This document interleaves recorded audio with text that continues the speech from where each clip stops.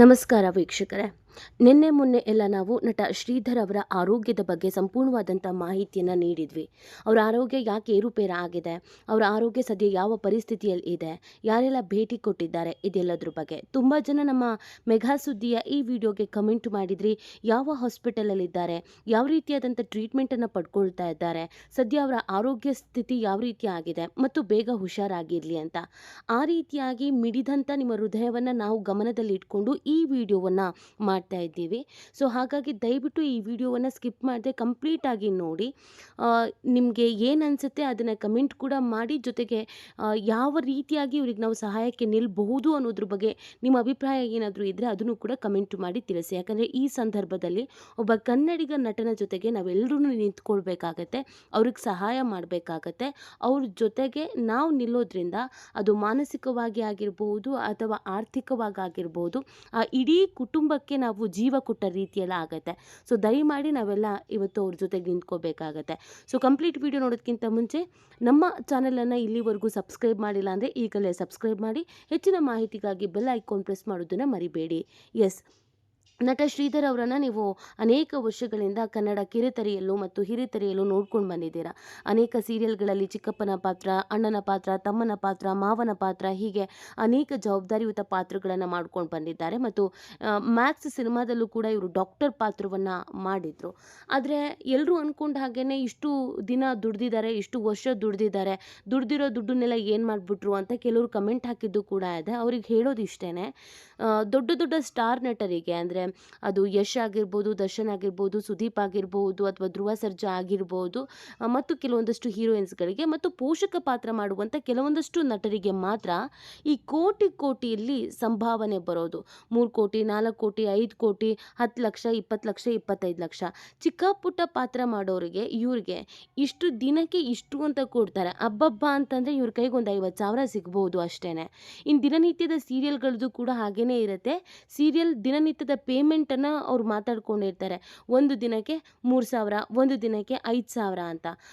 ಈ ಚಿಕ್ಕ ಪುಟ್ಟ ಪಾತ್ರ ಮಾಡೋರಿಗೆ ಎಷ್ಟು ದಿನಗಳ ಕಾಲ ಶೂಟಿಂಗ್ ಸಿಗ್ಬೋದು. ಹಾಗಾಗಿ ನಾವು ಅವರ ಈ ಪೇಮೆಂಟ್ ಬಗ್ಗೆ ಮಾತಾಡೋದ್ರ ಬದಲು ನಾವು ಅವ್ರಿಗೆ ಸಹಾಯವಾಗಿ ನಿಂತ್ಕೊಳ್ಬೇಕಾಗತ್ತೆ. ಶ್ರೀಧರ್ ಅವರು ಹೌದು ತುಂಬ ವರ್ಷಗಳಿಂದ ದುಡ್ದಿದ್ದಾರೆ, ಅದನ್ನು ಅವರು ಅವ್ರ ತಾಯಿ, ಅವ್ರ ಸಂಸಾರ, ಅವ್ರ ಜೀವನಕ್ಕೆ ಅಂತ ಅವರು ಇಟ್ಕೊಂಡಿದ್ದಾರೆ. ಇನ್ನು ಅದಕ್ಕಿಂತ ಹೊರತುಪಡಿಸಿ ನೋಡೋದಾದರೆ ಅವರೊಂದು ಕಲಾವಿದರಾಗಿ ಬೇರೆಯವರು ಕೂಡ ಕಲಾವಿದರಾಗಿ ಹೆಸರು ಮಾಡಬೇಕು, ಸೇವೆ ಮಾಡಬೇಕು ಅಂತ ಒಂದು ಸಂಸ್ಥೆಯಲ್ಲಿ ಟೀಚಿಂಗನ್ನು ಕೂಡ ಮಾಡ್ತಾಯಿದ್ರು. ಅಲ್ಲಿ ತಿಂಗಳಿಗಿಷ್ಟು ಅಂತ ಅಮೌಂಟ್ ಅವ್ರಿಗೆ ಬರ್ತಿದ್ದಿದ್ದು ಹೌದು. ಆದರೆ ಇಲ್ಲಿವರೆಗೂ ಖರ್ಚಾಗಿರೋದಿಯಲ್ಲ, ಲಕ್ಷ ಖರ್ಚಾಗಿದೆ. ಅಲ್ಲೇ ಅವರಿಗೆ ದುಡ್ಡು ಹೊರಟೋಗ್ಬಿಟ್ಟಿದೆ. ಈಗ ಮತ್ತೆ ಅವ್ರ ಹತ್ರ ಹಣ ಇಲ್ಲದ ಕಾರಣಕ್ಕಾಗಿಯೇ ಅವ್ರು ಈ ರೀತಿಯಾದಂಥ ಬೇಡಿಕೆಯನ್ನು ಇಡ್ತಾ ಇರೋದು. ಈಗಾಗಲೇ ಅನೇಕ ಕಲಾವಿದರು ಅಲ್ಲಿಗೆ ಹೋಗಿದ್ದಾರೆ. ಸಹ ನಟರು, ಕಲಾವಿದರು ತಮ್ಮ ಕೈಲಾದಂಥ ಕೆಲವೊಂದಷ್ಟು ಸಹಾಯಗಳನ್ನು ಮಾಡಿದ್ದಾರೆ. ಕೆಲವರು ಒಂದು 50,000, 25,000, ಲಕ್ಷ, ಹೀಗೆ ತುಂಬ ಜನ ನೀವು ಕಮೆಂಟ್ ಮಾಡ್ತಾ ಇದ್ರೆ ಕಿಚ್ಚ ಸುದೀಪ್ ಅವರ ಗಮನಕ್ಕೆ ಇದನ್ನು ತನ್ನಿ, ಕಿಚ್ಚ ಸುದೀಪ್ ಅವರು ಖಂಡಿತವಾಗಿ ಸಹಾಯ ಮಾಡ್ತಾರೆ ಅಂತ. ಹೌದು, ಅವರ ಟ್ರಸ್ಟ್ ಇದೆ, ಕಿಚ್ಚ ಸುದೀಪ್ ಅವರ ಟ್ರಸ್ಟ್ ಇದೆ. ಅದರ ಗಮನಕ್ಕೆ ತರುವಂಥ ಪ್ರಯತ್ನವನ್ನು ನಾವು ಕೂಡ ಮಾಡಿದ್ದೀವಿ. ಸುದೀಪ್ ಅವರು ದಯವಿಟ್ಟು ಇದಕ್ಕೆ ಸಹಾಯ ಮಾಡಬೇಕು ಅಂತ. ಈಗ ಆಲ್ರೆಡಿ ಈ ವಿಡಿಯೋ ಮತ್ತು ಈ ಸುದ್ದಿ ಸುದೀಪ್ ಅವರ ಗಮನಕ್ಕೆ ಹೋಗಿದೆ. ಸುದೀಪ್ ಅವರು ಕೂಡ ಸಹಾಯ ಮಾಡುವ ಭರವಸೆಯನ್ನು ನೀಡಿದ್ದಾರೆ ಮತ್ತು ಸಹಾಯ ಮಾಡಿದ್ದಾರೆ ಅನ್ನೋದು ಆಪ್ತ ಮೂಲಗಳಿಂದ ಗೊತ್ತಾಗ್ತಾ ಇದೆ. ಸುದೀಪ್ ಅವರು ಯಾವತ್ತೂ ನಾನು ಸಹಾಯ ಮಾಡಿದ್ದೀನಿ, ಸಹಾಯ ಮಾಡ್ತೀನಿ, ಇದನ್ನು ಎಲ್ಲೂ ಯಾವುದೇ ವೇದಿಕೆ ಮುಂದೆ ಹೇಳ್ಕೊಂಡಿಲ್ಲ. ಆದರೆ ಅವರು ಸಹಾಯ ಮಾಡಿದ್ದಾರೆ ಅನ್ನೋದು ಕೆಲವು ಆಪ್ತ ಮೂಲಗಳಿಂದ ಮಾಹಿತಿ ಸಿಗ್ತಾ ಇದೆ. ಸೊ ಈಗ ನಾವು ಮಾಡಬೇಕಾಗಿರೋದೇನು ಅಂತಂದರೆ, ಕೆಲವರು ಹೇಳೋ ಪ್ರಕಾರ ನಮ್ಮ ಹತ್ರನೇ ಕಾಸಿಲ್ಲ, ನಾವು ಹೆಂಗೆ ದುಡ್ಡು ಹಾಕೋಕ್ಕಾಗತ್ತೆ, ಅಯ್ಯೋ ಬಿಡಿ ಇಂಥದ್ದು ಎಷ್ಟಕ್ಕೊಂದು ವೀಡಿಯೋಸ್ಗಳು ಬರುತ್ತೆ, ಅದಕ್ಕೆಲ್ಲ ನಾವು ಕಾಸು ಹಾಕೋಕ್ಕಾಗಲ್ಲ ಅಂತ.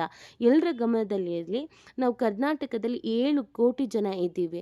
ನಾವು ಎಲ್ಲರೂ ಒಗ್ಗಟ್ಟಾಗಿ ಎಲ್ರಿಗೂ ಈ ವಿಡಿಯೋ ರೀಚ್ ಆಗಿ ಒಂದೊಂದು ರೂಪಾಯಿ ಅಂತ ಹಾಕಿದ್ರೂ ಅದರಲ್ಲಿ 1 ಕೋಟಿ ಜನಕ್ಕೆ ಈ ವಿಡಿಯೋಸ್ ಆಗಿ ಈ ಸುದ್ದಿ ಆಗಲಿ ತಲುಪೋದೇ ಇಲ್ಲ ಅಂತ ಅಂದ್ಕೊಳ್ಳೋಣ.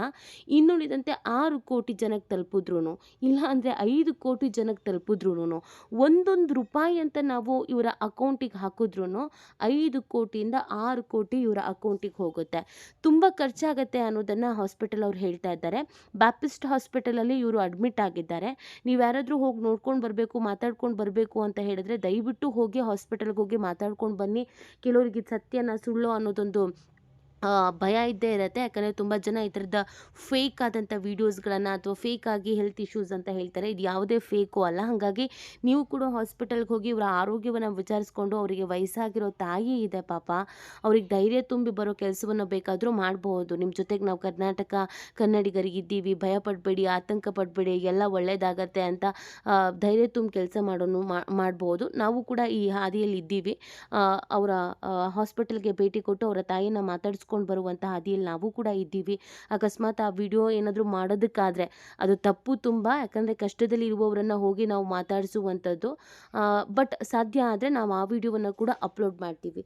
ಸೊ ಈಗ ನಾವು ಮಾಡಬೇಕಾಗಿರೋದು ಇಷ್ಟೇ, ನಾವೆಲ್ಲರೂ ಗಟ್ಟಿಯಾಗಿ ಒಗ್ಗಟ್ಟಾಗಿ ಒಂದು ಮನಸ್ಸಿನಿಂದ ಒಂದೊಂದು ರೂಪಾಯಿ ನಮಗೆ ಏನಕ್ಕೂ ಹೆಚ್ಚಲ್ಲ. ಎಲ್ಲೋ ಟೀ ಕುಡಿಯೋಕ್ಕೆ ಅಂತ ಹೋಗ್ತೀವಿ, ಇನ್ನೇನೋ ಮಾಡೋದಕ್ಕೆ ಅಂತ ಹೋಗ್ತೀವಿ. ಈ ಒಂದೊಂದು ರೂಪಾಯಿನ ನಾವು ಅವರ ಅಕೌಂಟಿಗೆ ಹಾಕೋದ್ರಿಂದ ಅವರ ಮೆಡಿಸನ್ಗೆ, ಅವರ ಮುಂದಿನ ಜೀವನಕ್ಕೆ, ಮತ್ತು ಸದ್ಯ ಅವ್ರಿಗೆ ಟ್ರೀಟ್ಮೆಂಟ್ ಏನು ತೆಗೆದುಕೊಳ್ತಾ ಇದ್ದಾರೆ ಅದಕ್ಕೆ, ಅದು ಎಲ್ಲದಕ್ಕೂ ಕೂಡ ಉಪಯೋಗ ಆಗತ್ತೆ. ಹಾಗಾಗಿ ನೀವೆಲ್ಲರೂ ಮನ್ಸು ಮಾಡಬೇಕಾಗತ್ತೆ. ಒಂದೊಂದು ರೂಪಾಯಿ ನಿಮ್ಗೆಲ್ಲರಿಗೂ ಏನು ಹೆಚ್ಚಲ್ಲ.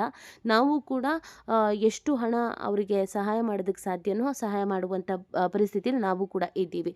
ಸೊ ಈ ಸಂದರ್ಭದಲ್ಲಿ ಅವ್ರಿಗೆ ಸಹಾಯ ಮಾಡೋದು ತುಂಬ ಮುಖ್ಯ ಆಗುತ್ತೆ ವೀಕ್ಷಕರೇ. ಈ ಬಗ್ಗೆ ನಿಮ್ಗೆ ಏನು ಅನಿಸುತ್ತೆ ಅನ್ನೋದನ್ನು ನೀವು ಕೂಡ ಕಮೆಂಟು ಮಾಡಿ. ಸಹಾಯ ಮಾಡುವ ಮನಸ್ಥಿತಿ ಇದ್ದವರು ಕಮೆಂಟು ಮಾಡಿ ನಿಮ್ಮ ಅಭಿಪ್ರಾಯವನ್ನು ತಿಳಿಸಬೇಕು.